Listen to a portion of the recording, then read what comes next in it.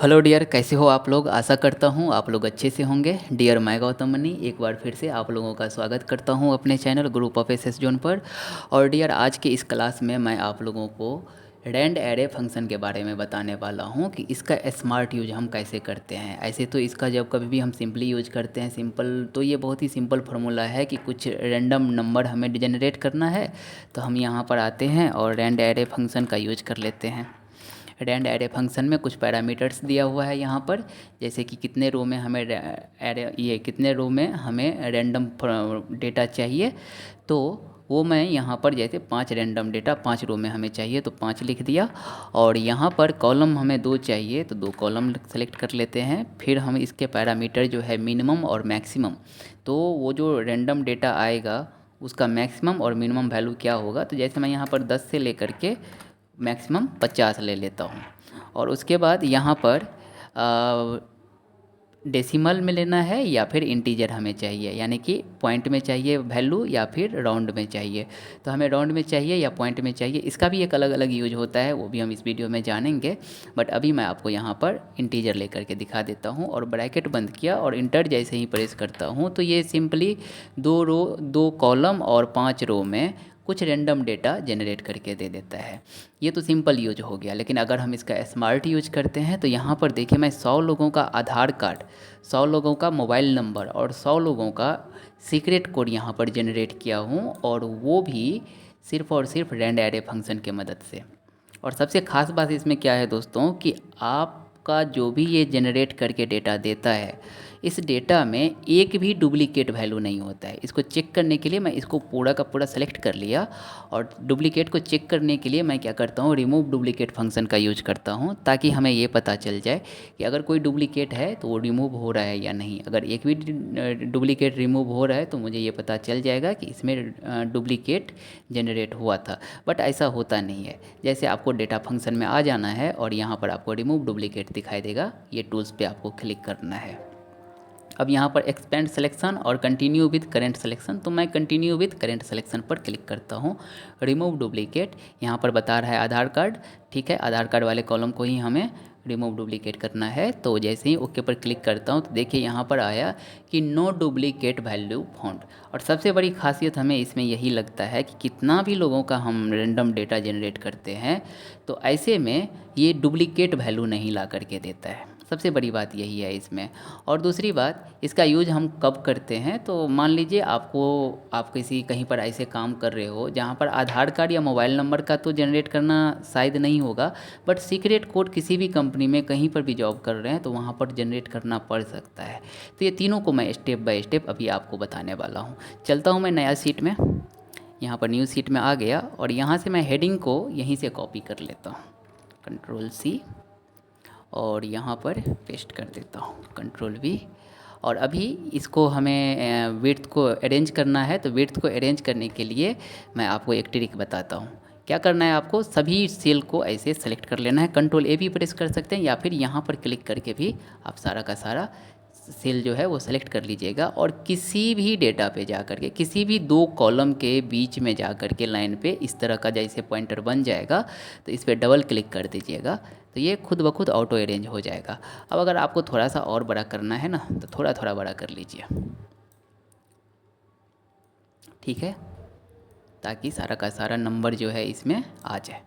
अब यहाँ पर मैं आधार कार्ड के लिए बना रहा हूँ, तो 100 लोगों का आधार कार्ड मैं बनाने वाला हूँ। तो यहाँ पर equal to rand array function लिखना है हमें, और रो पूछ रहा है तो हमें 100 लोगों का चाहिए, तो मैं यहाँ पर 100 लोगों का रो चाहिए, रो ले लिया 100, कॉलम ले लिया 1, क्योंकि एक ही कॉलम है, एक ही कॉलम में बनाना है तो एक कॉलम ले लिए। मिनिमम वैल्यू को ध्यान रखना है कि मिनिमम वैल्यू हम क्या दें। तो आधार कार्ड जो होता है वो 12 डिजिट का होता है, 12 डिजिट का।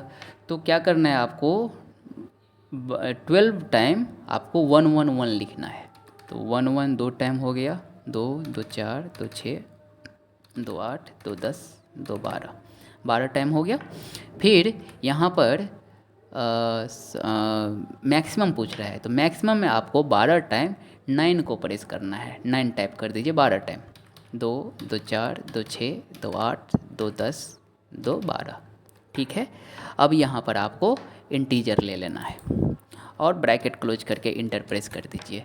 तो यहाँ पर ये साइंटिफिक फॉर्मेट में आ रहा है, बट कोई नहीं, आप कंट्रोल ए प्रेस करके इसको सभी को सेलेक्ट कर लीजिएगा और आ जाइएगा नंबर फॉर्मेट में। नंबर फॉर्मेट में यहाँ पर इसमें आप यहाँ पर नंबर चूज कर लीजिएगा। नंबर चूज करते ही ये नंबर में तो आ जाएगा, बट दिक्कत क्या है अभी यहाँ पर कि ये डेसिमल में अभी आ रहा है, पॉइंट के बाद 2 डिजिट डेसिमल दिखा रहा है। तो इसको हटा देना है यहाँ से, डिक्रीज डेसिमल पर से इस डेसिमल को हटा दिए, इसको अलाइन सेंटर कर लिए और बोल्ड भी कर लेता हूँ। ठीक है, ये देखिए हमारा ये सारा का सारा आधार कार्ड नंबर जो है वो बन करके रेडी हो गया। खुदा ना खास्ता अगर आपको कभी ऐसा काम आ जाए तो ये बहुत काम आएगा इस तरह का। अब इस पर मैं चेक कर लेता हूँ कि क्या इसमें डुप्लीकेट आया है क्या। तो इसको सिलेक्ट करके रखना है और रिमूव डुप्लीकेट पर क्लिक करके, सॉरी डेटा वैलिडेशन नहीं, रिमूव डुप्लीकेट पर क्लिक करके continue with select current selection और रिमूव डुप्लीकेट पर क्लिक करता हूँ, आधार कार्ड ओके। तो देखिए you can not change part of any array. Actually क्या हुआ है यहाँ पर कि रिमूव डुप्लीकेट ये नहीं कर रहा है, क्योंकि यहाँ पर रैंड एरे फार्मूला लगा हुआ है, उसी के वजह से आ रहा है। तो यहाँ पर एक और छोटा सा काम करना है कि अब हमें यहाँ से रैंड एरे फार्मूला को हटा देना है और सिर्फ हमें इस ये वैल्यू चाहिए। तो इस वैल्यू को रखने के लिए क्या करेंगे, कंट्रोल ए प्रेस करके सारा का सारा सेलेक्ट कर लीजिएगा और उसके बाद कंट्रोल सी और कंट्रोल अल्ट वी प्रेस करके पेस्ट स्पेशल में चले आना है आपको और वैल्यू में जा कर के ओके पर क्लिक कर देना है। तो क्या होगा, यहाँ पर जो फार्मूला था जिसके मदद से ये सारा का सारा डेटा आया है वो अभी गायब हो चुका है। तो अब फिर से इसको मैं कंट्रोल शिफ्ट डाउन प्रेस करके सारा का सारा सेलेक्ट कर लिया और अब रिमूव डुप्लीकेट लगा रहा हूँ। रिमूव डुप्लीकेट, तो देखिए यहाँ पर बता रहा है कि नो डुप्लीकेट वैल्यू फाउंड। ये कभी भी डुप्लीकेट वैल्यू नहीं देता है, सबसे खासियत मुझे इसमें यही लगता है। ठीक है, अब ये तो हो गया आधार कार्ड का। अब मैं बना लेता हूँ यहाँ पर मोबाइल नंबर का। तो मोबाइल नंबर को बनाने के लिए हमें 10 डिजिट का मोबाइल नंबर होता है। तो मैं यहाँ पर रैंड एरे में 10 डिजिट के अकॉर्डिंग ही बनाने वाला हूँ। रैंड एरे, रो हो जाएगा 100, कॉलम हो जाएगा 1, मिनिमम हो जाएगा ये। देखिए अभी यहाँ पर अगर आपका मोबाइल नंबर 6 से स्टार्ट होता है या 7 से स्टार्ट होता है, जैसे कि अब तक 6 तक तो जा चुका है हमारे देश में, तो 6 से हम यहाँ पर क्या करेंगे, 10 टाइम 6 को प्रेस करेंगे, 2 2 4 2 6 2 8 2 10। उसके बाद मैक्सिमम को फिर से 9 को हमें 10 बार प्रेस करना है, 4 6 8 10। ठीक है, उसके बाद यहाँ पर इंटीजर वैल्यू ले लेना है और ब्रैकेट क्लोज करके इंटर प्रेस कर दीजिए। आ गया, कंट्रोल ए, इसको सेंटर में ले लीजिए और फिर से यहाँ पर रैंड एरे फार्मूला लगा हुआ है, इस रैंड एरे फार्मूला को हमें हटाना है। तो हटाने के लिए हम सबसे पहले सभी को सेलेक्ट कर लेते हैं। उसके बाद कंट्रोल सी और कंट्रोल अल्ट वी प्रेस करके मैं चला आता हूँ, यहाँ पर वैल्यू सेलेक्ट कर लिया और ओके पर क्लिक कर देता हूँ। इसको थोड़ा बोल्ड भी कर लेता हूँ। तो अब यहाँ पर जो फार्मूला था वो भी गायब हो चुका है। अब हमारा काम आ जाता है जो कि सबसे ज़्यादा ज़रूरी है, सीक्रेट कोड में। यहाँ पर देखिए, यहाँ पर सिर्फ नंबर ही नहीं है, यहाँ पर हम 6 SSZ भी शुरुआत में लगाए हुए हैं। तो ये शुरू में हम SSZ कैसे यूज करेंगे इसको ध्यान से देखिएगा। यहाँ पर हम आ गए और यहाँ पर रैंड एरे फंक्शन लगाने से पहले हम इक्वल टू और डबल कोटेड कॉमा में SSZ लिख देता हूँ, डबल कोटेड कॉमा बंद, और उसके बाद यहाँ पर एंड सिंबल लगा करके डेटा को 2 फार्मूला को कॉन्किनेंट करूँगा। और उसके बाद अब एंड सिंबल लगाने के बाद आप रैंड एरे फंक्शन को यूज कर लीजिएगा। और मान लीजिए कि हमारा सीक्रेट कोड जो है वो 3 डिजिट तो ये SSZ हो गया। उसके बाद हमें 6 डिजिट का और बनाना है। तो रो में मैं यहाँ पर 100 ही लूँगा और कॉलम में 1। उसके बाद मिनिमम में मैं 1 2 3 4 5 6 ऐसे जनरली कुछ भी डाल दिया। उसके बाद मैक्सिमम में फिर से 9 टाइम हमें, मैक्सिमम वैल्यू में 9 टाइम हमें, सॉरी 3 कितना हो गया, 6 टाइम हो गया ना, यहाँ पर भी 6 टाइम हमें 9 को ही प्रेस करना है। 6 टाइम 9 को प्रेस कर दिया और उसके बाद यहाँ पर इंटीजर ले लिया और यहाँ पर ब्रैकेट क्लोज करके इंटर प्रेस कर देता हूँ। तो ये देखिए SSZ इस तरह से हमारा रेंडमली डेटा बन करके आ गया। एक्चुअली यहाँ पर मैं डेटा दो ऑब्जेक्ट को कॉन्किनेंट किया हूँ। जैसे एक ऑब्जेक्ट तो हमारा हो गया SSZ और दूसरा रैंड एरे का जो रिजल्ट है वो दोनों को कॉन्किनेंट करके एंड सिंबल लगा करके हम कॉन्किनेंट करते हैं। उम्मीद करता हूँ आप लोगों को ये पता होगा। ठीक है, अब इसको कंट्रोल A प्रेस करके वापस से सेलेक्ट कर लेना है और इसके वैल्यू सिर्फ हमें चाहिए, फार्मूला नहीं चाहिए रैंड एरे, क्योंकि अगर रैंड एरे फार्मूला रहा तो ये बार बार चेंज होता रहेगा। देखिए जितना बार कहीं पर भी क्लिक करेंगे, कुछ एडिट करने के लिए जाएंगे डेटा को, और जितना बार इंटर प्रेस करेंगे उतना बार ये वेरी करता रहेगा, चेंज होता रहेगा। तो इसके लिए हमें कंट्रोल A प्रेस करके सेलेक्ट ऑल कर लेना है, फिर control C, control alt V और वैल्यू को सेलेक्ट करते हुए ओके पर प्रेस कर देना है। फिर यहाँ पर इसको सेंटर में ले लेता हूँ, बोल्ड कर देता हूँ। देखिए तीनों डेटा जो है हमारा बन करके रेडी हो गया।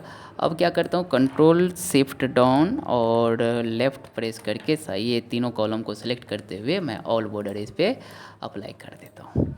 देखिए अभी जो हमने यहाँ पर बनाया था वो यहाँ पर बन करके तैयार हो गया। तो आधार कार्ड और मोबाइल नंबर तो ज़्यादा ज़रूरत नहीं है, बट सीक्रेट कोड हमें बार बार बनाना पड़ता है। तो इस तरह से हम कम टाइम में रैंड एरे फार्मूला को यूज करके बना सकते हैं। अब चलिए यहाँ पर जो रैंड एरे फार्मूला में जब कभी भी हम रैंड एरे फार्मूला को यूज कर रहे होते हैं तो यहाँ पर लास्ट में इंटीजर वैल्यू का आता है ऑप्शन, ये इंटीजर और डेसिमल का। तो डेसिमल का हम कब यूज करते हैं, इसका एक स्मार्ट यूज मैं आपको बताता हूँ।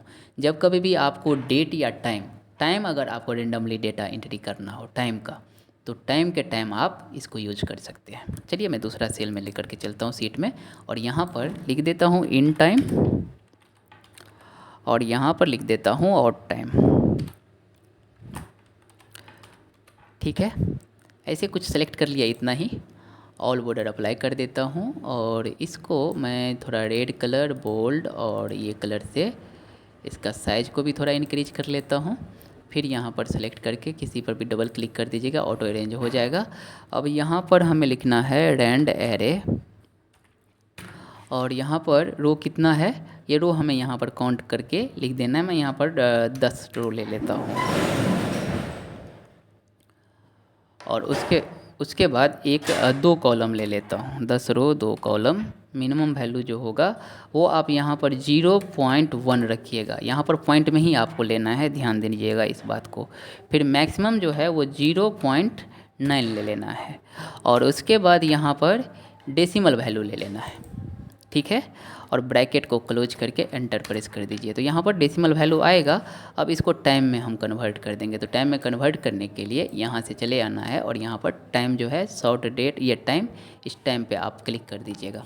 या फिर AM PM में अगर आपको चाहिए तो कंट्रोल+1 प्रेस करके कस्टमाइज में चले जाइएगा, नंबर फॉर्मेट का जो कस्टम ऑप्शन होता है उसमें, और यहाँ पर HH:MM स्पेस AM/PM लिख करके एंटर प्रेस कर दीजिएगा। तो ये कुछ इस तरह से बन करके आ जाएगा। तो उम्मीद करता हूँ रैंड एरे फंक्शन के बारे में आपको बहुत कुछ समझ में आ गया होगा, इसका आप अच्छे से यूज कर लीजिएगा। मिलते हैं नेक्स्ट वीडियो में इसी तरह का कुछ और ज़रूरी जानकारी लेकर के। वीडियो देखने के लिए बहुत बहुत धन्यवाद।